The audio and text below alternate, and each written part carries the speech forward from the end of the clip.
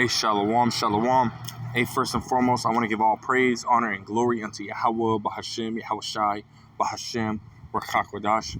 Hey, double honors to the elder apostles and elder bishops of Great Millstone who rule very well, very beautifully. Double salutations to the Akim out here pushing this gospel and truth and its sincerity to the best of their ability, given to them by Yahweh, Bahashem, Yahushai. A peace, blessings, and salutations be unto the elect scattered abroad. May the election of Yahweh, Bahashem, Yahushai, Lord willing, fall upon 8 houses. Amen. So, my wife ultimately had sent me a video, which I then sent to the brothers, man, because it was super heavy, man. But ultimately it goes into predictive programming.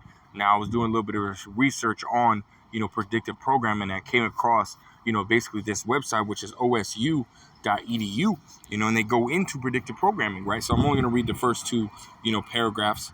It's sort of lengthy, just to, whatever. But I'm gonna go ahead and read the first two paragraphs, and then we'll go ahead and watch that video. It's like a YouTube short, so it's not very long, But again, we're gonna go into this. It says right here. It says predictive programming is theory that the government or higher ups are using fictional movies or books as a mass mind control tool to make the population more accepting of planned future events, right? And again, we see this time and time again, brothers is constantly pulling out, different movies and going over different movies about, hey, this is real spiritual. This is, this is that, and the third. And then pointing out certain things, hey, that match up with the scriptures, man, on ultimately Esaw Edom's plan, right?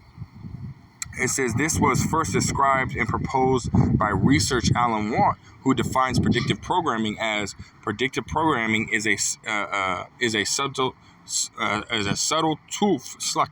Predictive programming is a subtle form of psychological conditioning provided by the media to acquaint the public with planned societal changes to be implemented by our leaders. If and when these changes are put through, the public will already be familiarized with them and will accept them as natural progressions, thus lessening possible public resistance and commotion, right? So and what they're constantly throwing in your face. And when you see these things, you're like, damn, man, that would be crazy. And then when you see it again in a different movie, you're like, oh, okay, it is what it is, and then once it's like, okay, this is normal, so when you see this in real life, you don't have such a strong reaction to it.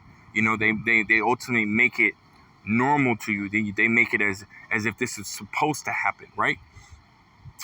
It says, then it was popularized by Alex Jones and David Icke. The most notable cases of predictive programming are examples found in The Simpsons, The Dark Knight, The Dark Knight Rises, The Hunger Games, and the oldest being from Futility. Information can be found on blog posts, and many conspiracy theorists have either made videos on it or have spoken on the subject, right, man? As we're doing today, man, which, ultimately, hey, we're speaking through the spirit and power of Yahweh Bahashem Yahushai. Now, we're going to grab scripture here in a little bit, but we're ultimately going to go through this article and watch the video. Hey, but nonetheless, hey, this all correlates with the scriptures, man, on what Esaw Edom's plan is, man. We know that the words of Yahweh Bahashem Yahushai are true. It's not just some, in the minds of the people, conspiracy theorist is somebody who, just speaks, on something and doesn't necessarily have the 100% facts. Hey, well, we have the facts, man. We have the facts, It says right here, it says people who believe in this story are mostly conspiracy theorists who think there will be a totalitarian government takeover. Or on the more mild side, theorists who believe tragic events are an inside job or completely fake. David Icke proposed that the Sandy Hook shooting was predicted in the Dark Knight Rises because Sandy Hook is shown on the map in one of these scenes. While I was looking for more information on the motives behind the government participating in predictive programming, I found that most commonly people believe the government creates a problem, so the population will look to the government for a solution. And that's what is that? Order out of chaos, man. Order out of chaos. The government creating a problem in order to establish, that new world order, man. Suck it, man. It says, however, because the government planned for the crisis, the government will offer a solution that has been planned long before the crisis ever happened. Right, man. Because ultimately, this new world order that, the government is, working towards to establish, or is going to try and establish, has been planned for hundreds of years, man, thousands of years, man. And we understand that, for those that are, that are in the know, those that watch the elder apostles and, get the breakdowns on, on the scriptures, and they go into, different things, man. They go into the elites, they go into the history of the elites, and so on and so forth, man. They've been planning these things for hundreds of years, man. It says Alan Watt, along with many others, believe a desired outcome is created through the power of suggestion in media. This theory is still very popular today because any huge event can be seemingly traced back to cartoon or movie that was fortunate enough to predict it, right, man? And in the situation that this movie that we're about to put, about to watch, the situation that this movie predicted was what? This NWO, one world government, one world currency, and so on and so forth, man. So let's go ahead and hit it, and then we'll hit the scriptures, man. Give them the desire again for individual freedom. And I'm going to tell them that as long as dictatorships remain in the world, we better remain well armed, because the next time we're not going to get 2 years to get ready. They're going to jump us overnight. And I'm going to tell them that there's only one government which is capable of handling the atomic control, world disarmament, world employment, world peace, and that's a world government. The people of 13 states started the United States of America. Well, I think that the people of that many nations are now ready to start a United States of the world, with or without Russia. And I mean a United States of the world, with one Bill of Rights, one international law, one international currency, one international citizenship. And I'm going to tell them that the brotherhood of man is not just an idealistic dream, but a practical necessity if man is... Right, so ultimately, guess what? They were talking about that New World Order, and that, ultimately starting with the elder apostles of Great Millstone on down, on down to the elders, bishops, and elders in Akim that are pushing this gospel and truth and its sincerity today. And they're talking about the same New World Order, that ultimately Esaw Edom is trying to establish, man, that we've been talking about for years, man. Again, starting with the elder apostles on down, man, because that's exactly what Esaw Edom is trying to do, man. You look at, him, setting up this CBDC, him ultimately creating, inflation, creating, this famine, because we know that this is ultimately a man-made, famine that's being taken place. So right along with, other events that are taking place, such as the weather, destroying crops and so on and so forth. But we know Esaw Edom, he's the one that stopped, these cargo ships coming in, when in reality, there's still stuff that, comes from overseas, so you're telling me that, because I remember, one of the brothers put me onto this website, where you can buy, like, which it's gold plated. It's not necessarily real, but, gold watches, gold, necklaces and so on and so forth. And again, it's not necessarily real. They're not super expensive or anything like that, but, Jake likes to look nice, but yeah, he put me onto that website, man. And I had got something, 2 things, from there. And it came all the way from China, man. It took 3 weeks to get here, but nonetheless, it came. And I'm following it, I'm tracking it, and I'm like, wow, it's really coming from China, man. So this things from overseas still get here, but yet the food supply chain is completely crashed. There's no cargo ships coming in supplying, consumer goods is not coming in. So what the hell's going on? 2 Corinthians 2:11. We're not ignorant of Satan's devices, man. We understand that Esaw Edom has a agenda, man. We understand that he has a system that he wants to ultimately, replace the old system with, man, which again is, that new system is, is all digital, man. That's why he's, creating these situations, to crash the dollar, inflation, hyperinflation, stagflation, shrinkflation, so on and so forth. All these things are starting to take place, not only here in America, but other places as well. And, and he's crashing, really all the, the physical currencies, of all the nations in order to establish a one world currency, man. Setting up CBDC, setting up,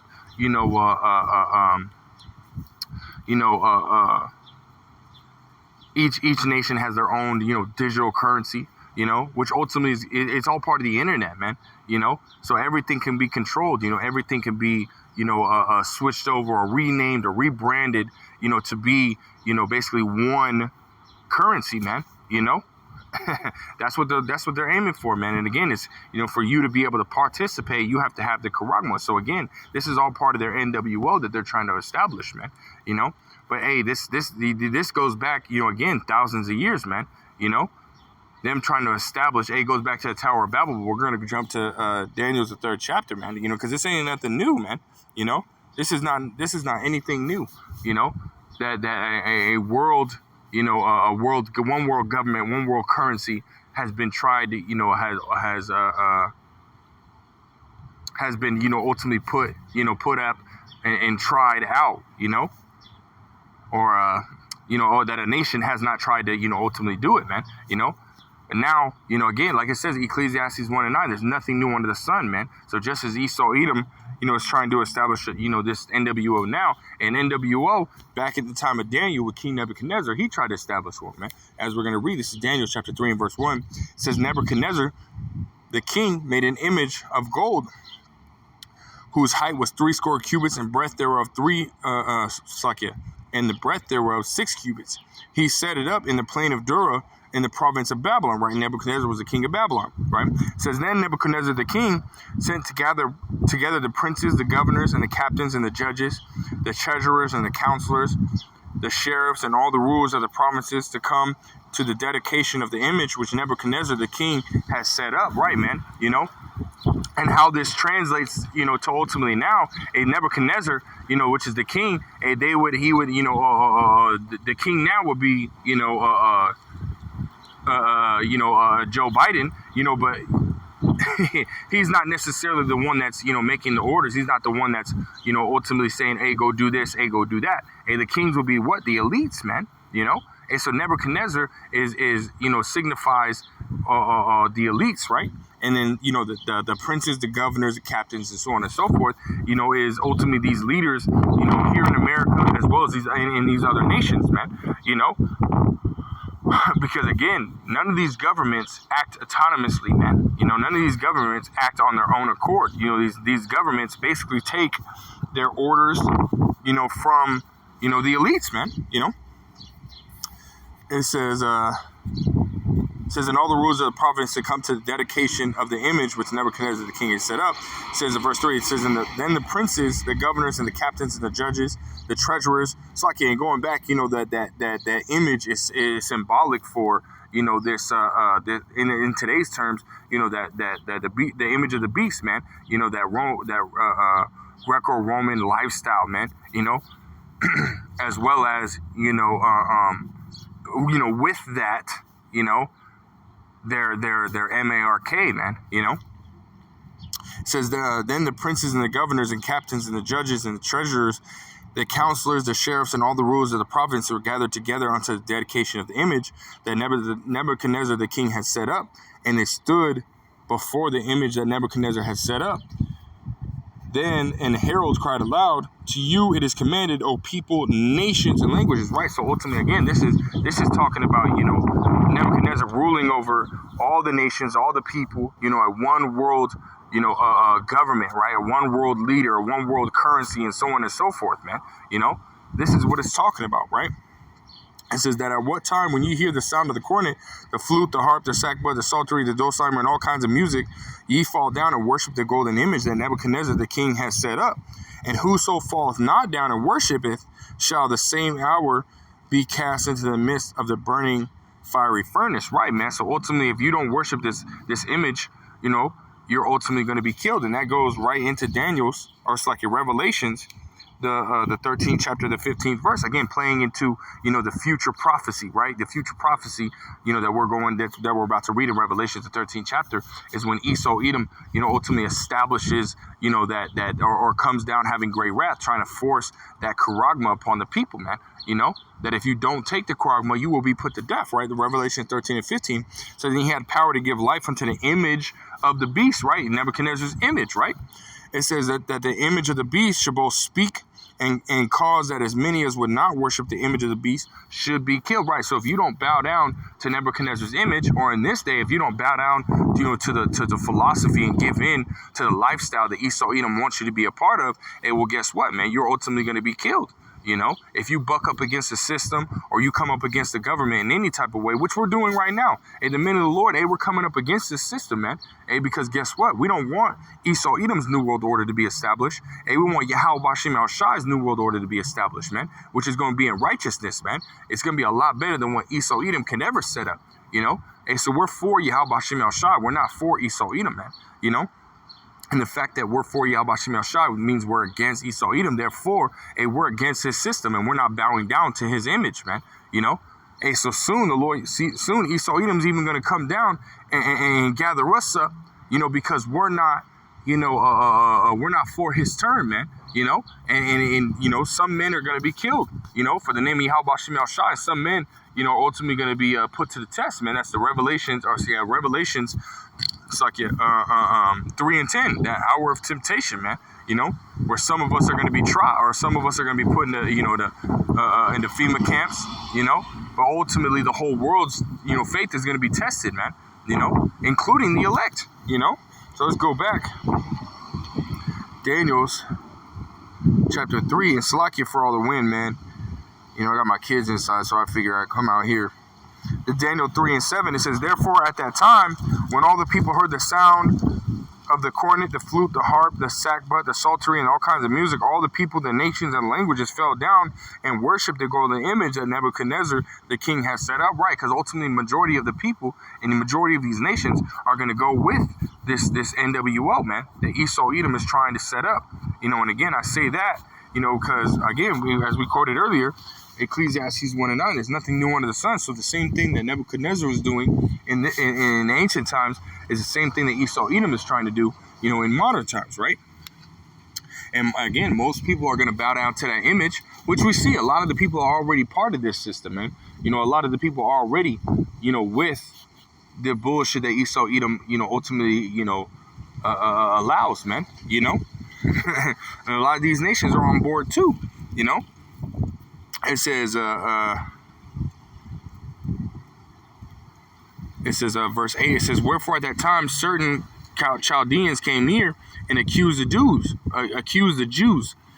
They spake and said to the king Nebuchadnezzar, O king, live forever. Thou, O king, hast made a decree that every man that shall hear the sound of the cornet, the flute, the harp, the sackbut, psaltery, and dulcimer, and all kinds of music shall fall down and worship the golden image. And whoso falleth not down and worship, that he should be cast into the midst of a burning fiery furnace. There are certain Jews whom thou hast set over the affairs of the province of Babylon, Shadrach, Meshach, and Abednego. These men, O king, have not regarded thee. They serve not thy gods, nor worship the golden image which thou hast set up. Right, man. And Meshach, Shadrach, and Abednego, are symbolic for the elect, man. Because the elect, Lord will be part of the elect. We're not going to bow down to that image, man. We're not going to be a part of this system, man. Again, we're not for Esau Edom's turn, man. We're for Yahweh Bashem El Shai, man. Which means what? We're not going to bow down. We're not going to give in to this system, man. We're not going to take the MARK, the charagma. We're not going to take none of that shit, man. And if it means that we have to die for Yahweh Bashem El Shai's sake, man, then so be it, man. That's just how it has to go, man. And even Shadrach, Meshach, and Abednego, they tried to kill Meshach, Shadrach, and Abednego for not doing that, man. It says, verse 13, it says, then Nebuchadnezzar, in his rage and fury, commanded to bring Shadrach, Meshach, and Abednego. Then they brought these men before the king. Nebuchadnezzar spake and said unto them, is it true, O Shadrach, Meshach, and Abednego? Do not ye serve my gods, nor worship the golden image which I have set up? Now if ye be ready, that at what time ye hear the sound of the cornet, the flute, the harp, the sackbut, psaltery, and dulcimer, and all kinds of music, ye fall down and worship the image which I have made. Well, But if ye worship not, ye shall be cast the same hour into the midst of a fiery furnace. And who is that God that shall deliver you out of my hands? So, hey, he's saying, yo, who's going to deliver you out of my hands, man? You know, I'm the king. You know, everyone bows down to me. You know, he's basically, you know, his pride is so high that, you know, he almost thinks that he's a god, man. You know, if not, he thinks that he's a god, man. You know, like, who's going to deliver you out of my hands? You know, I'm going to kill you. Who's going to deliver you out of my hands? Not knowing, you know, that they're, you know, really our God is Yahweh Bashim Yahweh Shai, man. You know, it says, verse 16, it says, Shadrach, Meshach, and Abednego answered and said to the king, O Nebuchadnezzar, we are not careful to answer thee in this matter. And so they're saying, hey, we ain't scared of you. You know, we're gonna answer you, you know, the way that you need to be answered. You know, it says, if it be so, our power Yahweh, whom we serve, is able to deliver us from the burning fiery furnace, and he will deliver us out of thy hand, O king. Right. So they're trusting in the Lord Yahweh Shem Shah, saying, hey, you know, well, our God is Yahweh Bashim Yahshua, the God of Abraham, Isaac, and Jacob. You know, he'll deliver us out of your hands. You know, verse 18 says, but if not, be it known unto thee, O king, that we will not serve thy gods nor worship thy golden image which thou hast set up. Right, man. That's the same spirit that we're in, man. Today, you know, hey, we're in the spirit of, hey, fuck Esau, man. Fuck his false gods. Hey, fuck Esau, because Esau is the one that thinks he's a god, man. What is it? Second Thessalonians chapter 2 and verse 4. You know, matter of fact, let's grab that. You know, because again, in this time, Esau Edom really thinks that he's fucking God, man, and that we need to worship him. You know, 2 Thessalonians chapter 2 and verse 4 says, who opposeth and exalteth himself above all that is called God, or that is worshipped, so that he as God sitteth in the temple of God, showeth himself that he is God. That's Esau Edom, man, the self-proclaimed so-called white man, beginning with the elites. They truly believe that they're God, man, and that everybody needs to worship them. Hey, well, guess what? That's not true, you know? Hey, you know, as for the elect, Lord, well, I'm part of the elect, me and my family and all my brothers, man. We're gonna, you know, just like Joshua said, man. You know, as for me and my house, we're gonna serve the Lord Yahweh Shemel Shai, man. Fuck Esau, man. You know, verse Daniel 3:19, it says, then was Nebuchadnezzar full of fury, and the form of his visage was changed against Shadrach, Meshach, and Abednego. Therefore he spake and commanded that they should heat the furnace 7 times more than it was wont to be heat. Right? So he heated it up 7 times more, man, which we know the number 7 is just a number of completion. And so it could have been, you know, extremely hot, man. You know, but nonetheless, verse 20, it says, and he commanded the most mighty men that were in his army to bind Shadrach, Meshach, and Abednego, and to cast them into the burning fiery furnace. Then these men bound in their coats, their hosen, and their hats, and their other garments, and were cast in the midst of a burning fiery furnace. Therefore the king's commandment was urgent, and the furnace exceeding hot, the flame of the fire slew those men that took up Shadrach, Meshach, and Abednego. Right, man. You know, they threw them into the fire. They didn't go into the fire themselves. Hey, but it was so hot, it killed them right there and there. You know?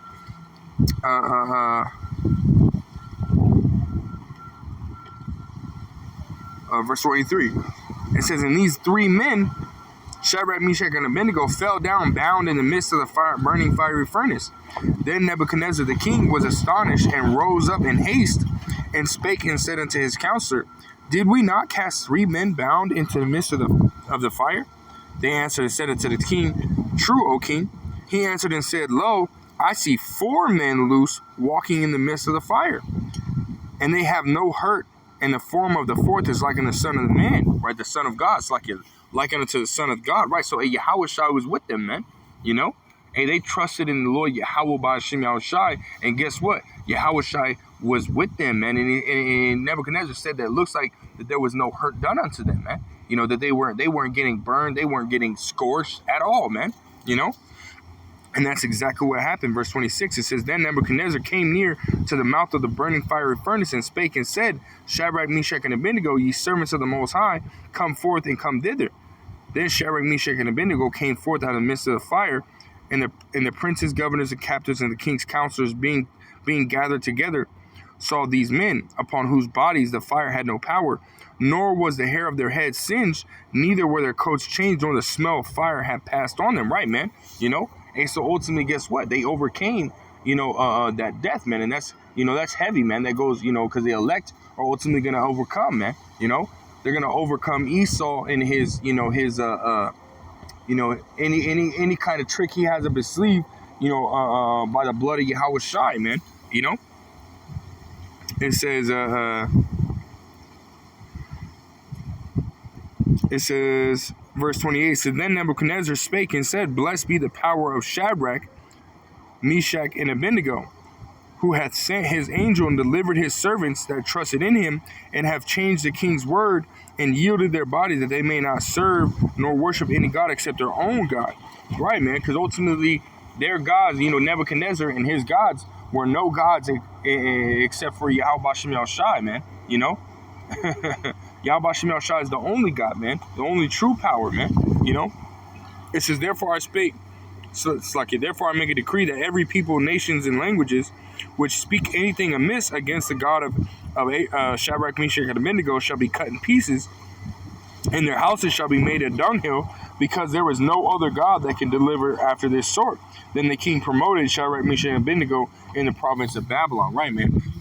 Hey, but the point that I wanted to make is, Esaw Edom's, his new world order is not going to be established, man. If the Most High doesn't want it to, hey, guess what? It's not going to be established, and you're not gonna ultimately overcome, the elect of Yahweh Bashem Yahushai, man. That's just how it is, man. Again, I wanted to read that, the whole thing, because it's a beautiful story, man. But again, the point being, that Esaw Edom is going to try to establish a new world order. Hey, but guess what? The Lord Yahweh Bashem Yahushai is going to cast it down, man. Let me grab this. This is Job chapter 20 and verse 23. It says, when he is about to fill his belly, right, when Esaw Edom is about to establish his new world order, what does it say? It says, the Most High shall cast the fury of his wrath upon him, and shall rain it upon him while he is eating, man. And so Lord Yahweh Bashem Yahushai is literally going to, let Esaw Edom, get his pride all up, because like the scriptures say, his pride hath deceived him, right? So he truly believes that he's going to be able to establish his new world order and basically undo all that the scriptures, the words of Yahweh Bashem Yahushai have spoken that is going to come to pass, man. Hey, the Most High is cold, man. Because he's putting the spirit, like it says, the scriptures say that, the deceived and the deceiver are his, man. So the Most High is deceiving Esaw Edom, to believe that he's going to be able to establish his new world order. But right when he's about to, when he's about, like it says right here, man, when he's about to fill his belly, man, when he's about to, fully set it up, and then guess what, man? He's going to cast his fury upon Esaw Edom, man. Meaning he's going to psych, and take that shit away from him, man, and fuck Esaw Edom up, man, because that's what's coming, man. Esaw Edom, you have a sword judgment coming, man. Beginning with you elites, man. You're not going to be able to establish a new world order, man. You're gonna be a part of Yahweh Bashem Yahushai's new world order. Hey, but as slaves, man. Pursuing the Psalms, the 149. Pursuing to many different scriptures, man. You're gonna be slaves. Revelation 13 and 10. You're gonna be slaves in the kingdom, man. You're not gonna always be on top. Hey, you got a recompense coming to you, damn devils, man. I can't. Hey, Lord, Lord willing, it happen sooner than later, man. Because we need to get the hell up out of here. Esau needs to be taken out of power, man. Fucking devil, man. Hey, but the Most High is coming for you, damn devils, man. You're trying to set up a new world order. Hey, but the Lord Yahweh Bashem Yahushai ultimately is, is taking you out of power, man. It's having certain things. Esau Edom's playing checkers, but the Most High is playing chess, man. Yahweh Bashem Yahushai is the ultimate chess player. He's never lost, man. So hey, we see what's coming, man. But hey, I just wanted to hit that, man. Go into that predictive program and show that video, man. Hey, Lord will is edifying. Lord will is straight to the point. I just want to give all praise, honor, and glory to Yahweh Bashem Yahushai Bashem Rakakodash. A double honors to the other apostles and other bishops. A great millstone rule very well, very beautifully. Double salutations to the Akim out here pushing this gospel and truth and in sincerity to the best of their ability given to them by Yahweh Bashem Yahushai. A peace, blessings, and salutations be unto the elect scattered abroad. May the election Yahweh Bashem Yahushai, Lord, will lift up on your houses. I want to say, Kwame Yashua, Shalom.